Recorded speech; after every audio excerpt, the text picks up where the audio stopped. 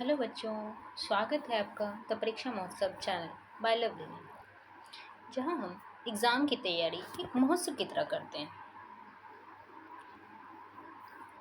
आज मैं लेकर आई हूँ कक्षा 6 की इतिहास की किताब के अध्याय 6, जिसका शीर्षक है जीवन के विभिन्न आयाम। आज मैं इसे बिल्कुल आसान भाषाओं में आप सब के सामने प्रस्तुत करूँगी और आपके एग्ज़ाम में आने वाले विभिन्न प्रश्नोत्तर को भी जानेंगे। चलिए बिना किसी देरी के स्टार्ट करते हैं। हड़प्पा सभ्यता के नगर के पतन के समय एक अलग भाषा बोलने वाले लोग पश्चिमोत्तर भारत में बसने लगे। इन लोगों की पहचान सामाजिक, आर्थिक, राजनीतिक, धार्मिक स्तर पर एक विशिष्ट समूह के रूप में की जाती है। इनके बारे में हमें साहित्य एवं कुछ पुरातात्विक स्रोतों के माध्यम से जानकारी मिलती है। इन स्रोतों में वेदों का जो है ना विशेष महत्व है। वेदों की संख्या 4 है: ऋग्वेद, यजुर्वेद, सामवेद, अथर्ववेद। वैदिक साहित्य 2 श्रेणियों में विभक्त है: पूर्व वैदिक एवं उत्तर वैदिक। पूर्व वैदिक को ही हम ऋग्वेदिक साहित्य कहते हैं। ठीक, पूर्व वैदिक साहित्य के अंतर्गत ऋग्वेद को रखा जाता है, जबकि उत्तर वैदिक साहित्य के अंतर्गत 3 वेद यजुर्वेद, सामवेद, अथर्ववेद, ठीक है, 3 वेद ब्राह्मण, आरण्यक और उपनिषद आते हैं। वैदिक साहित्य के आधार पर ही वैदिक युग को 2 कालखंडों में विभाजित किया जाता है: ऋग्वैदिक युग जो 1500 ईसा पूर्व से लेकर 1000 ईसा पूर्व है, एवं उत्तर वैदिक युग जो 1000 ईसा पूर्व से 600 ईसा पूर्व है। वेद के मुख्य रूप से एक पीढ़ी से दूसरी पीढ़ी तक पहुंचे थे। विभिन्न देवी देवताओं की स्तुति में रचे गए मंत्र या प्रार्थनाओं को लोगों ने कंठस्थ रखकर उनकी पीढ़ियों तक सुरक्षित रखा। वैदिक साहित्य में देखेंगे कि वेद जो है 4 हैं, ब्राह्मण 9 हैं, आरण्यक 6 हैं, प्रारंभिक उपनिषद कितने थे? तो 13 थे। कुल उपनिषद 108 है। इन कई सदियों के बाद लिखा गया, इसलिए इसे वेद को श्रुति भी कहते थे। ठीक है, इन्हें कई सदियों बाद लिखा गया था। अब यहाँ पे देख सकते हैं ऋग्वेद का एक अंश है। वेद की भाषा को प्राक संस्कृत एवं वैदिक संस्कृत कहते हैं। आप स्कूल में जिस संस्कृत भाषा को पढ़ते हैं उससे यह थोड़ी भिन्न है। इन वेदों में प्रार्थनाओं की रचना करने वाले लोग कभी कभी खुद को आर्य कहते थे। आर्यों के विरोधी दास और एवं दस्यु के बारे में कहा गया है कि वे आर्यों के देवताओं में श्रद्धा न रखने वाले तथा यज्ञ न करने वाले थे, अतः उन्हें आर्यों का बड़ा शत्रु बताया गया है। इतिहासकारों का मानना है कि शायद यह दूसरी भाषा भी बोलते थे। अब आर्य थे कौन? तो आर्य शब्द का अर्थ एक विशेष भाषा बोलने वाले व्यक्तियों के समूह से है, जिन्होंने सर्वप्रथम पश्चिमोत्तर भारत में अपना निवास स्थान बनाया और भारत में नई संस्कृति को विकसित किया, जो वैदिक संस्कृति के नाम से जानी जाती है। अब भारोपीय भाषा वर्ग को देखेंगे। संस्कृत भाषा भारोपीय भाषा वर्ग का अंग है, मतलब भारत और यूरोप। भारत की अनेक भाषाएं असमिया, गुजराती, हिंदी, कश्मीरी और सिंधी तथा यूरोप की बहुत सी भाषाएं जैसे अंग्रेजी, फ्रांसीसी, जर्मन, ग्रीक, स्पेनिश आदि इसी परिवार से जुड़ी हुई है। इन्हें भाषा परिवार इसलिए कहा जाता है क्योंकि उनके अनेक शब्द एक जैसे थे। उदाहरण स्वरूप मातृ ठीक है, मातृ संस्कृत में कहते हैं, माँ हिंदी में, मदर अंग्रेजी में और मैटर जो है जर्मनी सबको। विगत वर्षों में वैदिक युग से संबंधित पुरातात्विक प्रमाण भी मिले। जिन क्षेत्रों में आर्यों की संस्कृति का विकास हुआ है वहाँ ऐसे लोगों की बस्तियाँ थी जो पशुपालक और कृषक थे और खासकर के प्रकार की मिट्टी के चित्र धूसर रंग के बर्तनों का प्रयोग करते थे। इसलिए अब साहित्यक और पुरातात्विक दोनों ही स्रोतों के आधार पर आर्यों के विशेष विषय में जान सकते हैं। अब यहाँ चित्र में देख सकते हैं धूसर मिंद भांड है, ठीक है। अब आर्यों का बसाव। वैदिक आर्य कई समूह में भारत आए। ऋग्वेद में आर्य निवास स्थल के लिए शब्द सैंधव का प्रयोग किया जाता था, जिसे आजकल हम पंजाब के नाम से जाने जाते हैं। अब ये पंजाब जो है वर्तमान भौगोलिक स्थिति के सैंधव प्रदेश से पूर्व की ओर बढ़ते हुए पंजाब जो है वर्तमान भौगोलिक स्थिति के अनुसार भारत और पाकिस्तान का पंजाब प्रांत है। ठीक है, जो सब सैंधव शब्द था इसलिए तो क्योंकि इंडिया में आता था इसलिए इसे सब सैंधव कहते थे। ठीक है, उत्तर वैदिक युग में सब सैंधव प्रदेश से पूर्व की ओर बढ़ते हुए आर्य लगभग पूरे गंगा यमुना द्वाब क्षेत्र में बस गए। सतपथ ब्राह्मण से पता चलता है कि आर्यों का फैलाव जो है उत्तर वैदिक युग में वर्तमान उत्तरी बिहार के गंडक नदी तक हो गया। अब सब सैंधव क्या था?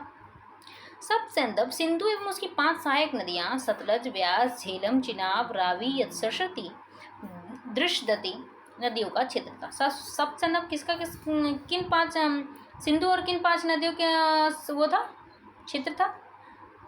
सतलज, व्यास, झेलम, चिनाब, रावी, सरस्वती, दृशदती। ठीक है,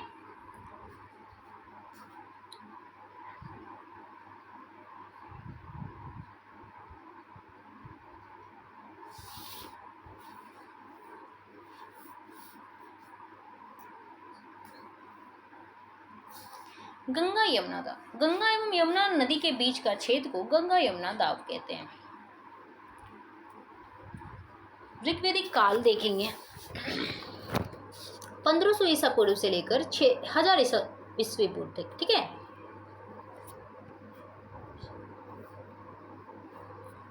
ऋग्वेद से हमें पता चलता है कि जिनके पास अधिक गाय थी वह धनी माने जाते थे और गाय को लेन देन का एक खास साधन माना जाता था। गायों को प्राप्त करने के लिए आर्यों का एक कबीले से दूसरे कबीले तथा पहले से रहने वाले लोगों के साथ अक्सर युद्ध हुआ करता था। गौधन रक्षा करने के लिए सरदार और राजन का चुनाव किया जाता था, जो बहादुर एवं कुशल योद्धा हो। ठीक है, ऋग्वेदिक राजन को किसी विशिष्ट भौगोलिक क्षेत्र का स्थायी रूप से शासन करने वाला राजन नहीं माना जा सकता था, क्योंकि राजनीतिक अवधारणा में क्षेत्रीयता को इंगित करने वाले शब्द जैसे जनपद, राष्ट्र, राज्य का उल्लेख कम ही मिलता है। अतः ऋग्वेदिक काल का राजन एक कबीले के मुखिया से अधिक कुछ नहीं था। कबीला क्या होता है? कबीले में एक वंश या परिवार के कई पीढ़ी के लोग एक साथ रहते हैं। ठीक है, उसको कबीला कहते हैं। ऋग्वेदिक काल में आम लोगों की संस्था के रूप में विदित का सबसे ज्यादा महत्व। विदित मतलब एक सभा के रूप में, जो अब धीरे धीरे विदित का महत्व घटता गया है, इसका स्थान सभा और समिति ने ले लिया। सभा का विशिष्ट स्थान था जिसके सदस्य जो थे केवल प्रतिष्ठित लोग हुआ करते थे, जबकि समिति आम लोगों की संस्था थी। इन संस्थाओं की बैठक में राजा का भाग लेना अनिवार्य था। इनकी बैठकों में समस्याओं का समाधान आपस में सलाह मशवरा से करते थे। ठीक है, इन संस्थाओं की बैठक में महिलाएं भी भाग लेती थी। इन संस्थाओं में कबीले के लोग युद्ध में प्राप्त धन का बंटवारा एवं राजा का चुनाव करते थे। आवश्यकता पड़ने पर समिति के सदस्य युद्ध में सैनिक कार्य भी करते थे। ऋग्वेदिक काल में आर्यों का मुख्य पेशा पशुपालन था। इसके लिए उन्हें चारे की तलाश में अलग अलग स्थानों पर जाना जाता था। एक जगह चारा खत्म हो जाने के पर वे दूसरी जगह चले जाते थे। इस कारण विभिन्न कबीलों का एक किसी खास क्षेत्र पर अधिकार नहीं होता। राजन किसी क्षेत्र का स्वामी नहीं होता था, बल्कि कबीले के सभी लोग पर उसका शासन होता था। उसका चुनाव कबीले के सभी लोग मिलकर करते थे। अस्थायी रूप से नहीं बचने के कारण वे खेती भी नहीं करते थे। हमने देखा है कि खेती करने के लिए एक स्थान पर कम से कम 3-4 महीने तो रहना ही पड़ता है, तभी फसल पककर तैयार हो जाती है। मगर हमें कुछ स्रोतों से पता चलता है कि जो है मतलब यव की खेती करते थे। वे क्या करते थे?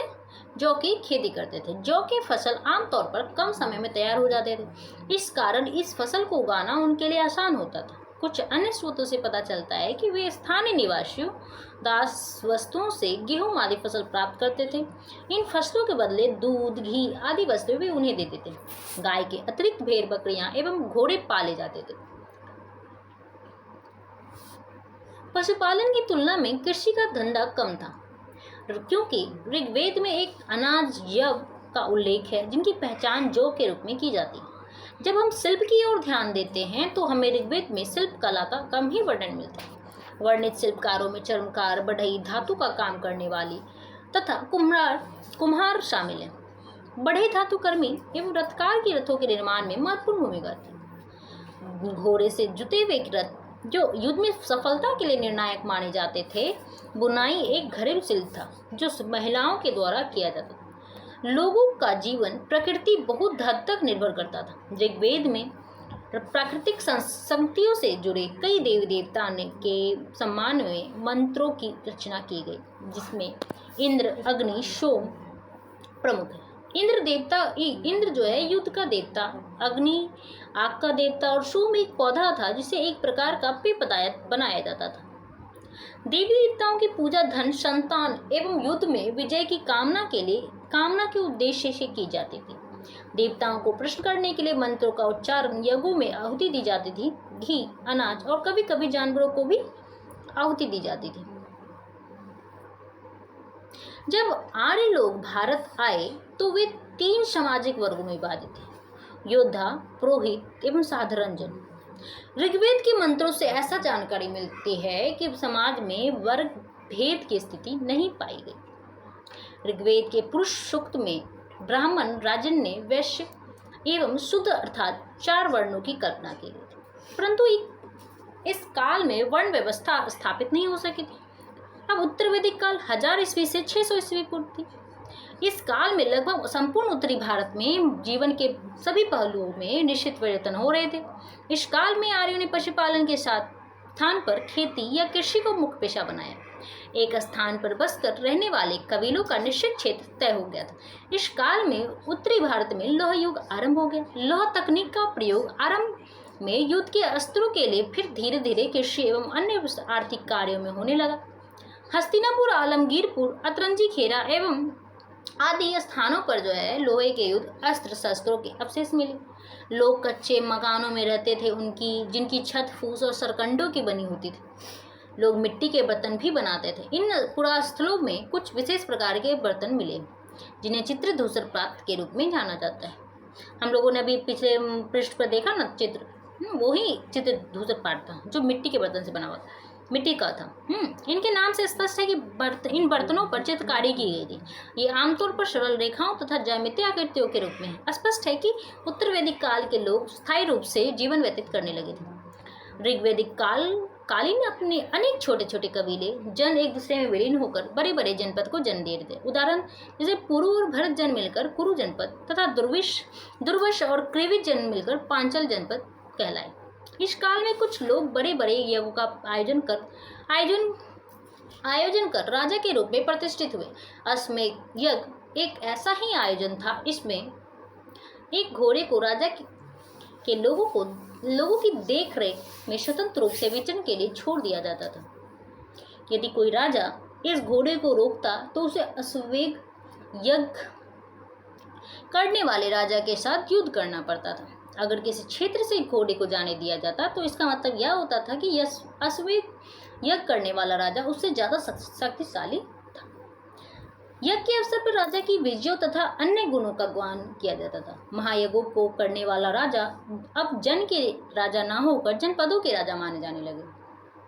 राजा की शक्ति में वृद्धि के साथ साथ ऋग्वैदिक सभा एवं समिति जैसे सामुदायिक संस्थाएं कमजोर पड़ने लगी और धीरे धीरे वे राजा की परामर्श देने वाली संस्था बन गई।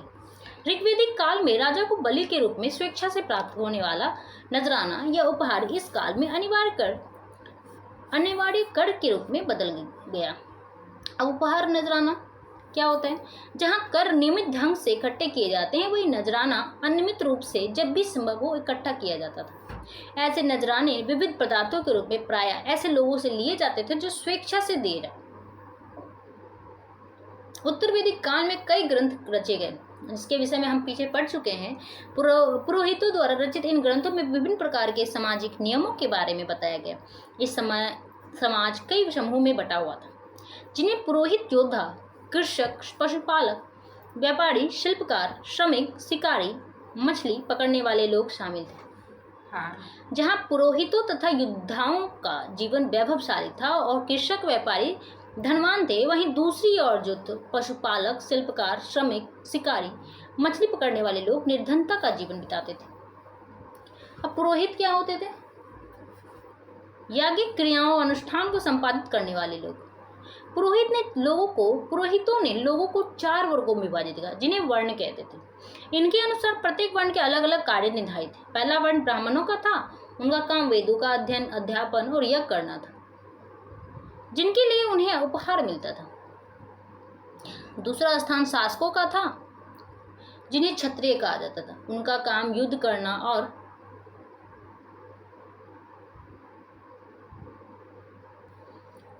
उनका काम युद्ध करना और लोगों की रक्षा करना था।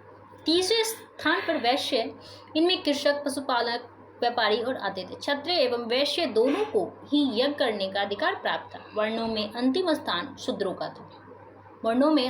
किसका था? शूद्रों का था। इनका काम अन्य तीनों वर्णों का सेवा करना था। प्रायः औरतों को भी शूद्रों के समान ही माना जाता था। महिलाओं तथा शूद्रों को वेदों के अध्ययन का अधिकार नहीं था।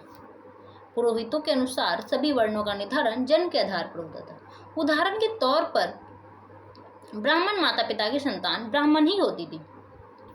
उत्तर वैदिक काल में कृषि लोगों का जो प्रमुख धंधा था, ठीक है, उत्तर वैदिक काल में जो है लोगों का प्रमुख धंधा क्या था? कृषि था। जंगलों को जलाकर, कुल्हाड़ी से काटकर भूमि को खेती के योग्य बनाया जाता था। लोग के फाल से गहरी जुताई करना संभव हो गया था। कृषि कार्य में प्रयुक्त होने वाले तरीकों, जुताई, बुआई, कटाई, ओसाई आदि की जानकारी लोगों की थी। वे धान, गेहूं, जौ, दालें, गन्ना, कपास, तिल, सरसों जैसी फसलें उगाते थे। उत्तर वैदिक काल में धर्म की 2 धाराएं दिखाई पड़ती थी। एक का बल कर्म पर था और दूसरी का ज्ञान पर। यदि यज्ञ संबंधी क्रियाओं का इस काल में बहुत विकास हुआ। राजा अश्ववेग, वाजपेयी, राजसूय जैसे बड़े यज्ञ कराने लगे। याज्ञिक क्रियाओं को कर्मकांड कहा जाता था। यज्ञ का संपादन करने वाले पुरोहितों की आवश्यकता होती थी। ये पुरोहित यजुर्वेद में वर्णित विधियों के अनुसार यज्ञ का आयोजन करके देवताओं को प्रसन्न करते थे। इसका उद्देश्य कृषि उत्पादन को बढ़ाना एवं वैदिक जनों पर अपना प्रभुत्व स्थापित करना था। धार्मिक जीवन की दूसरी धारा उपनिषद के अद्वैत सिद्धांत में देखने को मिलती है। उपनिषदों में आत्मा, परमात्मा और मृत्यु जैसे गूढ़ विषय के रहस्य जानने का प्रयत्न किया गया। आप इसका अध्ययन जो है अध्याय 8 में करेंगे। अब वैदिक कालीन शिक्षा। वैदिक काल में शिक्षा मुख्य रूप से दी जाती थी। शिक्षार्थियों से वेदों के मूल पाठ को कंठस्थ करवाया जाता था। इसके लिए उन्हें वैदिक मंत्रों को सरल उच्चारण सिखाया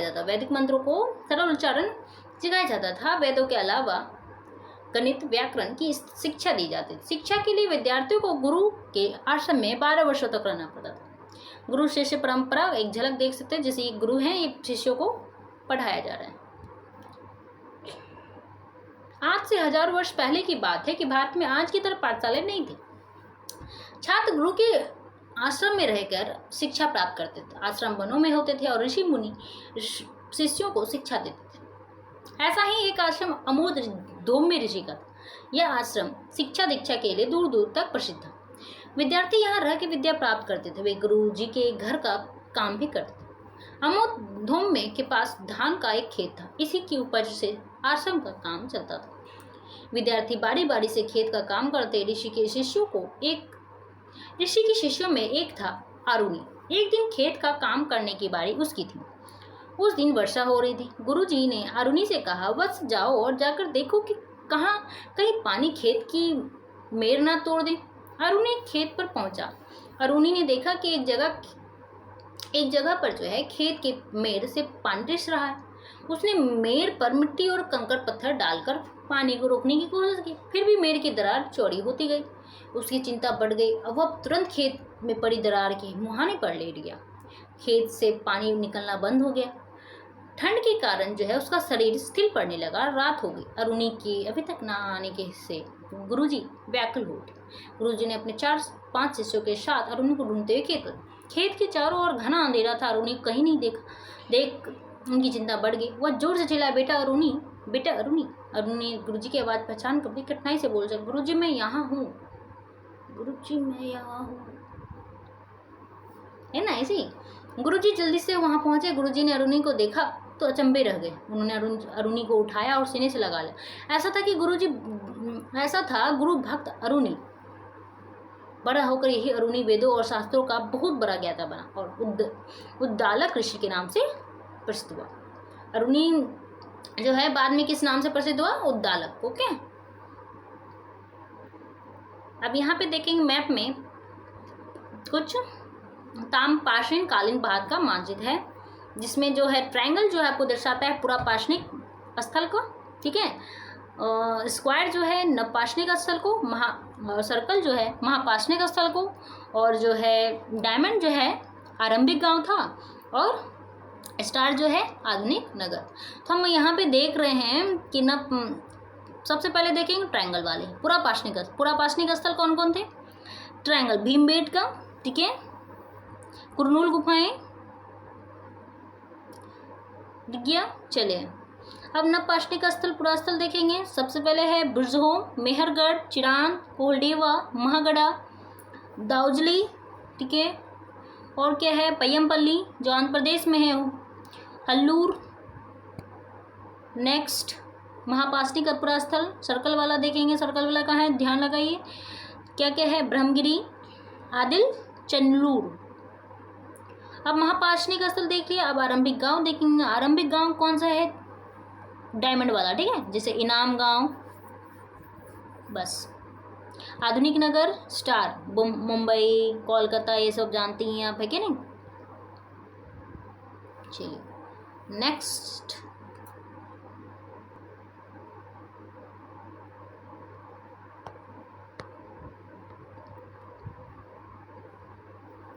अब इनाम गांव एक ताम्रपाषाण बस्ती। इनाम गांव जिस समय भारतीय उपमहाद्वीप के उत्तर पश्चिम में वेदों की रचना हो रही थी, उस समय पश्चिम भारत में एक अलग समाज एवं संस्कृति का विकास हो रहा था। मानचित्र में इनाम गांव की पहचान हमने अभी जस्ट किया। इनाम गांव कहाँ है? तो महाराष्ट्र राज्य में घोर नदी के तट पर स्थित एक ताम्रपाषाण बस्ती है। इस जगह पर 3600 से 2700 साल पहले लोग रहते थे, ठीक है। अर्थात अगर ईसा पूर्व की बात है 1600 ईसा पूर्व से लेकर 700 ईसा पूर्व पहले लोग रहते थे, जो वैदिक कार्यों के समकालीन थे। इस पूरा स्थल की खुदाई से पत्थर के अलावा तांबा धातु के बने औजार एवं उपकरण प्राप्त हुए। इनाम गांव के लोग मिट्टी की बनी झोपड़ियों में रहते थे, जिसकी छत फूस की बनी होती थी, जिसे गारे से ढक दिया जाता था। यहाँ के लोग नारंगी रंग से रंगे मिट्टी के बर्तनों का उपयोग करते थे, जिन पर काले रंग की ज्यामितीय आकृतियाँ होती थी। इनाम गांव के लोग जो गेहूँ, मटर, मसूर एवं धान की खेती करते थे। गाय, बैल, बकरी, भेड़, कुत्ता, घोड़ा आदि इनके पालतू पशु थे। खुदाई में इन पशुओं की हड्डियां प्राप्त हुई। कई हड्डियों पर कटे निशान से यह अंदाजा लगाया जा सकता है कि इन्हें लोग खाया करते थे। इनाम गांव के ताम्रपाषाण संस्कृति के लोग का सबसे रोचक पहलू मृतकों को दफन करने का तरीका था। यहाँ लोग मृतकों को कैसे दफन करते थे? इस वजह से, ठीक है, कि एक आदमी को मकान के आंगन में मिट्टी के बने संदूक में दफनाया गया है। यह मकान बस्ती के बीच में बसा सबसे बड़ा मकान था। सामान्यतः मृतकों को मिट्टी के बर्तनों में साथ दफनाया जाता था, जिसमें शायद खाने पीने की वस्तु रखी जाती थी। कब्रों में मृतकों के साथ औजार, हथियार, गहने आदि भी खुदाई में मिले हैं। चलिए अब इस अध्याय के प्रश्न उत्तर को देखेंगे। वेदों की कुल संख्या कितनी है? 4। कौन कौन? ऋग्वेद, सामवेद, यजुर्वेद, अथर्ववेद। कौन कौन? 4, ठीक है। पुरुषसूक्त किस वेद में है? पुरुषसूक्त जो था ऋग्वेद में है, और ऋग्वेद के 10वें मंडल में, ठीक है। और ऋग्वेदिक काल का प्रमुख व्यवसाय क्या था? तो कृषि था। ऋग्वेदिक काल का प्रमुख व्यवसाय क्या था? कृषि था। इनाम गांव किस राज्य में स्थित है? इनाम गांव महाराष्ट्र के घोर नदी के तट पर है, ठीक है। आर्यों का विस्तार बिहार के डैश नदी तक हुआ था। आर्यों का विस्तार जो बिहार के सब सैंधव नदी तक था।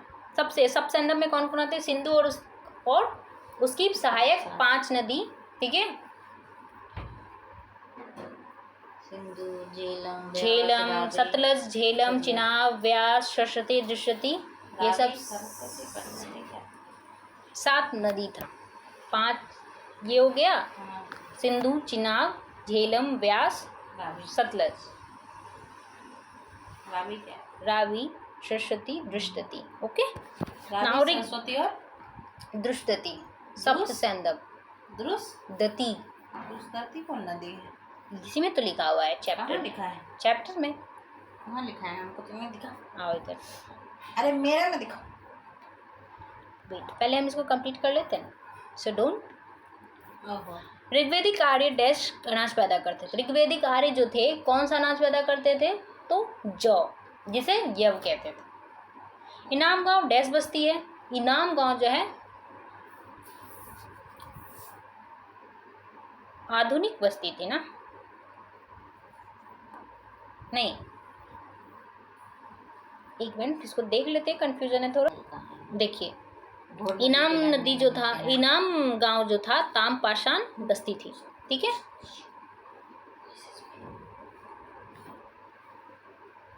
अब जो है वैदिक कबीले के प्रधान को क्या कहा जाता था?